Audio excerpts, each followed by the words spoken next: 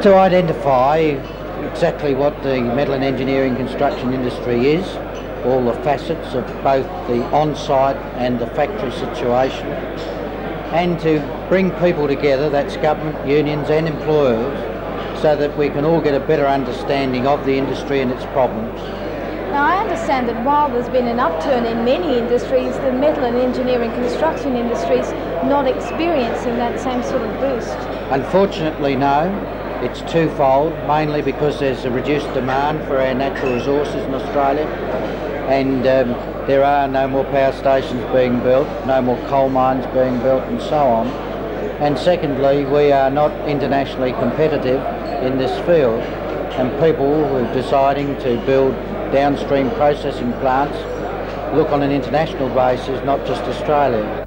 One of the high points of the forum so far was last night's dinner at the City Hall, at which the guest speaker was none other than the Premier, Mr Rand. Guests at the dinner could have been excused for thinking the Premier was still on the campaign trail.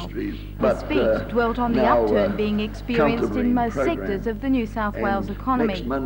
However, Mr Rand did acknowledge the problems being faced by the metal and engineering construction industry. He did not have any solutions, but was able to offer some hope for the future. As most of you would be aware, at present the Commonwealth Government's assessing tenders from 7 European shipyards to build new submarines for the Australian Navy. I've met representatives of the European shipyards during their visits to Australia, and I've stressed the capacity of New South Wales industry to participate in the submarine construction program. The two prospects in New South Wales, of course, are the State Dockyard with Carrington shipyard just around the corner, and Vickers Cockatoo in Sydney. But there are other shipyards competing as well, and we won't know probably until the end of this year. But if there's any wisdom and justice, obviously it'll come to New South Wales. Mr Rand said his government was doing its best to boost major construction in New South Wales through its $4 billion capital works program. But he said true recovery would only come with more orders from the private sector.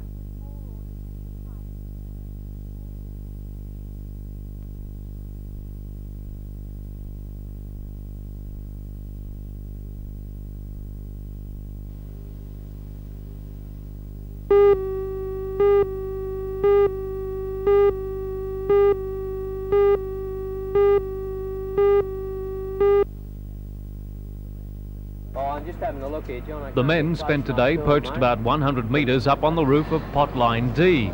They climbed the perimeter fence to get past security guards and onto the building. The union is in dispute with Chadwick Industries Proprietary Limited, a cladding contractor.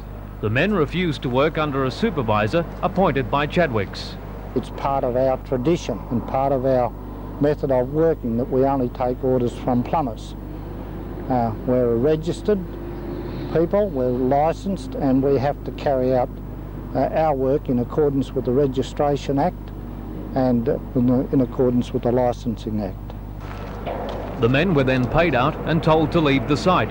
Technically, they're trespassing, but no one, including the police, wants to climb that height to confront the men. We approached Chadwick site manager Peter Morroway today. He refused to comment on the dispute. The main contractor, Drevo Australia, is only concerned with the safety of anyone who might try to get the men down. They have threatened to call in the police and arrest the men for trespassing. Yes. What's your response to that? It would be a sorry day when the police interfere in industrial matters. Why is the union above the law? And the Premier of this state said prior to his elections on Saturday last that it would be a sorry day when the police take over the running of this state. But why is the union above the law if the men are trespassing? We don't believe the men are trespassing at all. The men are there, ready and willing to work, and they're waiting on orders from a plumber.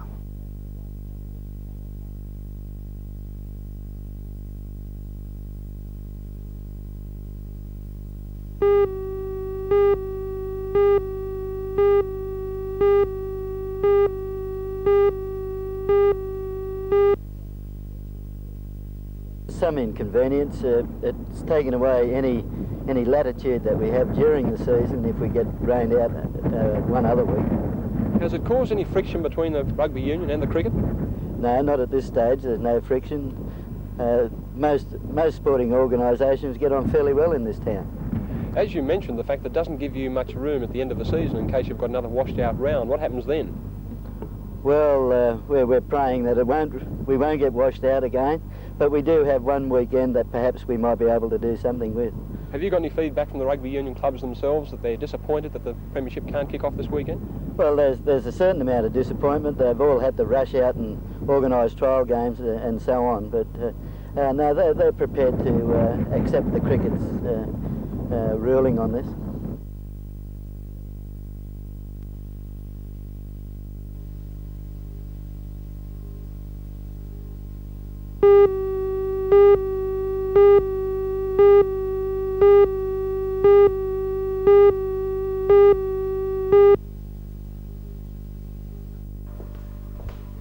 For some 2 years, the neuropsychiatry unit at Royal Prince Alfred Hospital has been studying the effects of alcohol on the human brain. From countless case studies, it's now concluded that even as few as 2 drinks a day can cause brain damage. The first effects are poor recall of recent complicated information and impaired organisational ability. The implications of this for the business world are particularly sobering. Well, the business lunch could indeed cause brain damage, and we've seen quite a number of people who have had brain damage caused in this way, and people who are in no way alcoholics. They're perfectly normal Australian business drinkers and have acquired some brain damage. Now, the implications for business obviously are quite serious, because if you have lost your planning and organising ability, well, that's a very important part of your working life. Is any level of alcohol safe then? Can't answer that at this point, but if we look at what's been happening to what is considered safe, obviously it may well be that the safe level may be naught. Certainly I've drastically reduced my own drinking in the light of this knowledge, and maybe it will have to go down to nothing, but we can't at this point answer that.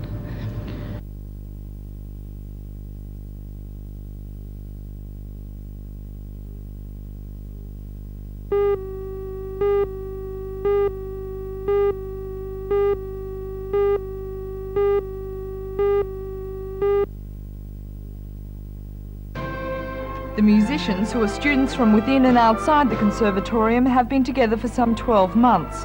The 70-strong orchestra is a full ensemble. Its youngest member is 7 and the oldest is 15, but that isn't evident when you listen to their music. Conductor Mr. Errol Collins said the children are looking forward to their April the 1st concert at the Opera House.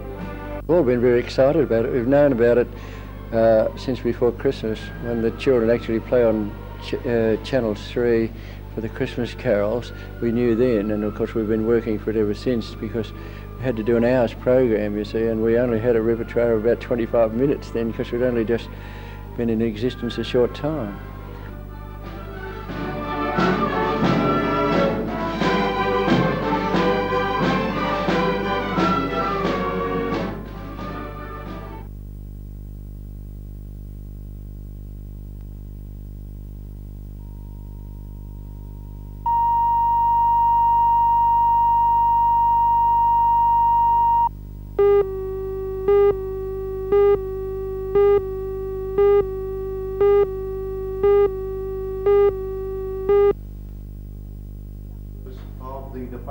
Just where the Newcastle Council will put its next garbage dump has long been a controversial issue. In 1979, a statement recommending several sites was submitted to the Policy and Priority Committee. That report drew attention to the possibility of reopening the former Lorna Street dump, and also pointed to the Wallsend Brickworks and Minmai as areas suitable for the disposal of solid waste. At that time, the Minmai site was not seriously considered by Council because it would require the establishment of a transfer station closer to the city. The Wallsend Brickworks and Lorna Street both emerged as strong possibilities, and both sites were acquired by Council. It was then that the controversy erupted. The residents at Wallsend complained that the brickworks were too close to homes to be suitable as a dump, and residents at Shortland expressed similar distaste to the reopening of Lorna Street.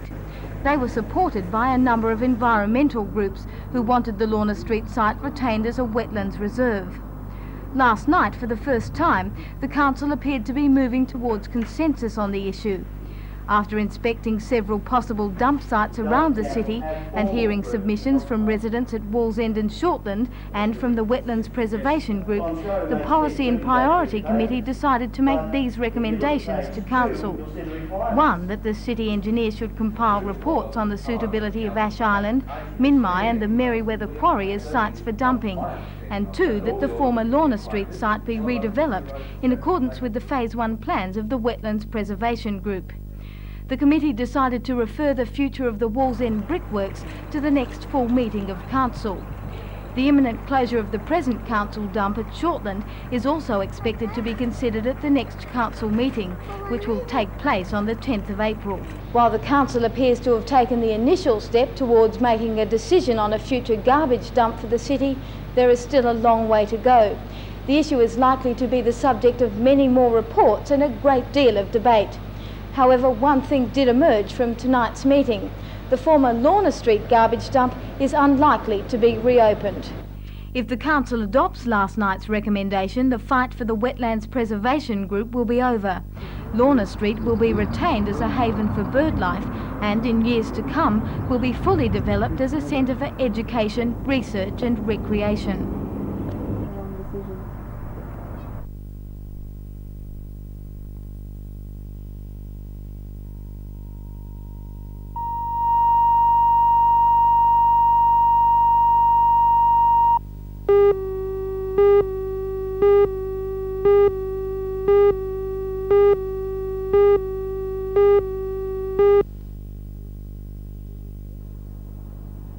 Many of the city's residents are concerned that their now quiet suburban streets will end up looking like this, with flats and units outnumbering the houses.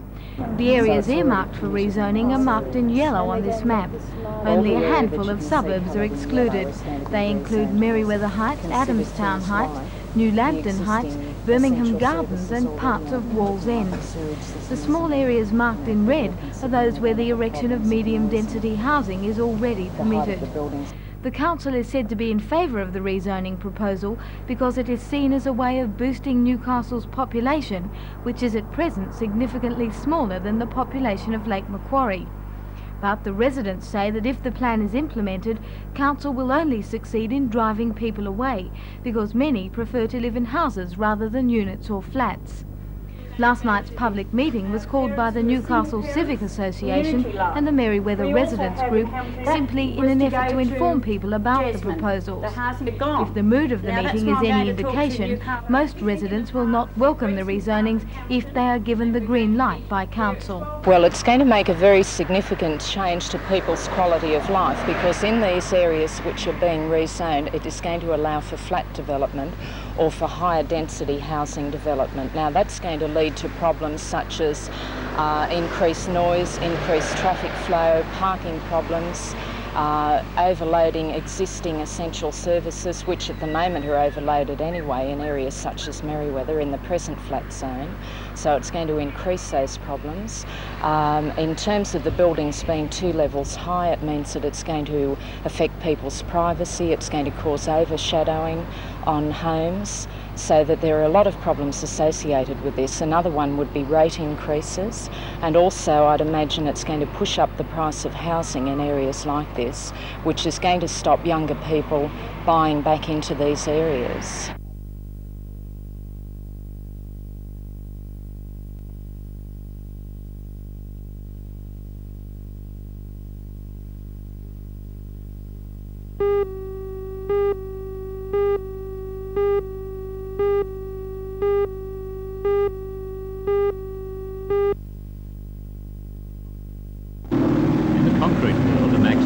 A Cardiff-based company is very much a David amongst the Goliaths. But the company's success in gaining the Australian rights to a product called Fortifiber has proved that it pays to aim high.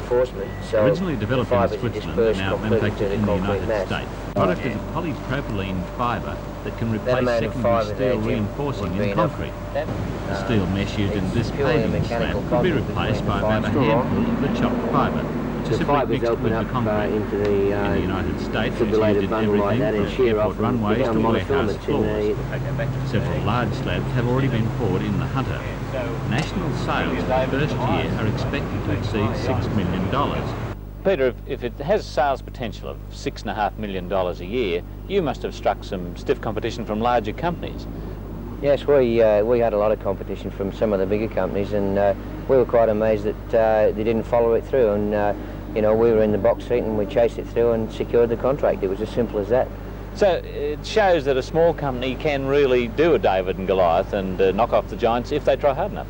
Well, I've got no doubts in my mind about that at all. I mean, you know, the proof is that we've secured the contract and others haven't.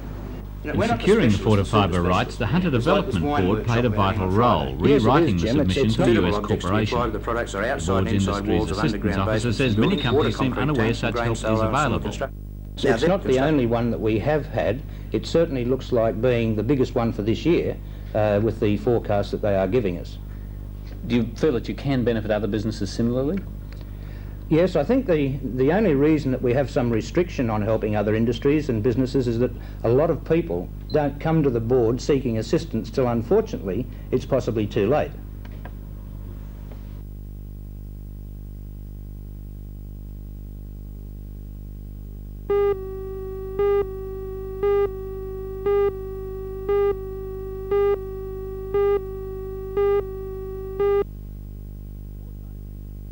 The board's idea is to come up with a scheme which would keep out-of-work apprentices and potential apprentices in the skilled workforce until job opportunities emerge, which it's expected will happen by 1986, when there could actually be a shortage of apprentices.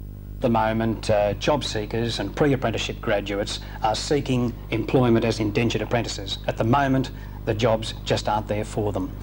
What do we do? Do we let pre-apprenticeship graduates fade away? Do we lose their skills forever? What about the others, the young people who want to do apprenticeships? What we're suggesting here is that that youngsters come through the pre-apprenticeship training system. They apply for jobs as apprentices. If those jobs are not available, as they're not in the present circumstances because of the recession, that they come into an alternative apprentice training scheme. This would parallel the indentured training system. Obviously a scheme like this would cost money because you're virtually providing alternative employment. Are those sort of funds available? When you see that this sort of scheme could be based on the sort of thing we're doing with the out-of-trade apprentice training scheme, the young trainees would, because they're not in employment, would be receiving a training allowance, that is about $40 more than the unemployment benefit. They would be working on community projects, and when you consider that the public funds have to be used to pay these young people while in training, those young people would be putting back into the community through work on community projects the money that's been invested in them.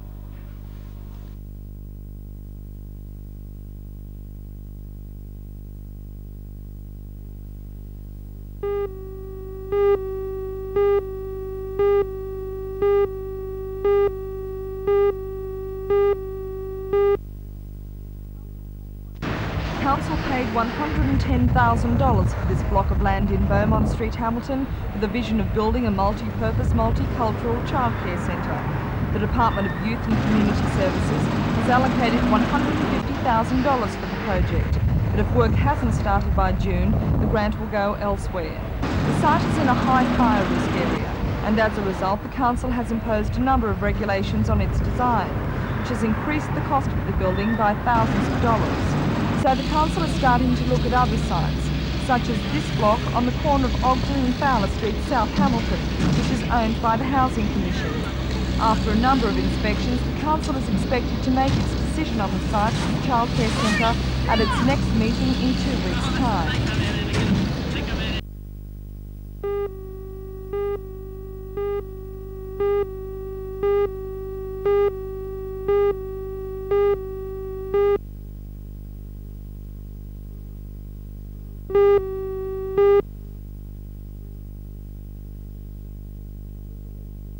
Well, we believe that it will be a big innovation, not just for rugby league, but also other sporting organisations. We do intend to develop it into a stadium of first-class facilities for patrons. We will be encouraging other sporting organisations to use that venue. That's our aims and objects as far as the International Sports Centre is concerned. That was last night. Today, Pat Clark put forward a response from soccer to the leasing arrangement when asked how he saw soccer benefiting. I don't think it can, because of the situation we had last year. The ground, when used by the Rugby League, was made unfit for the playing of soccer on the ground, and also with the view that Rugby League are going into the Sydney competition. Our two games do not play each other in unison, therefore we can't play on a home and away basis. We will be forced to leave the ISC and look for a home ground of our own. Well, Mr Clark, to be fair, you wouldn't have to look very far, and it may be in your interests that Adamstown becomes that venue. Is that what you're angling for? Well, I think that, yes, that is a possibility, John, but I feel that all other major sporting codes in Newcastle will now be like soccer and asking the authorities for a home ground of their own.